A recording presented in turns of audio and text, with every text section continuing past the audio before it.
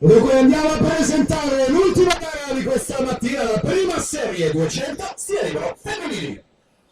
In prima corsia parte Lisa Rigoni Gabbiano, in seconda corsia già nazionale giovanile pluricampionessa italiana Elena Bramato, rossa-blu. Al suo fianco in terza corsia già medagliata in passato ai giovanili nello stile libero Morgan Farronato, team Veneto. In quarta corsia per il team Veneto, lei le fa tutte le gare questa mattina, farfalla, stile libero, sempre in vasca, la pluri medagliata agli assoluti, nonché finalista olimpica, Grania Pezzato. In quinta corsia per il team Veneto la medaglia di bronzo agli Euro Junior di Piombino, nonché argento di staffetta e argento in categoria dei 400 stile Eleonora Brocco, team Veneto.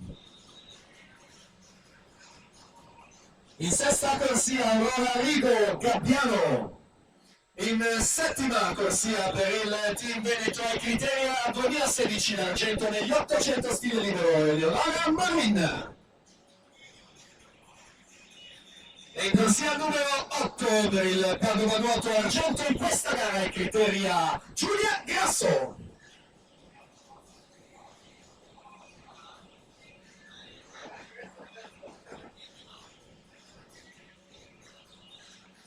E dunque super prima serie a breve in acqua, ora la seconda serie con le ultime due vasche, la Baldini davanti con la Reato che segue la Marin Martina in quarta corsia. Queste le prime tre posizioni alla virata dei 150, ma siamo già ormai all'ultima vasca di gara. Attenzione anche all'Agnonato in quinta corsia, medagliata nello stile libero 200 e 400.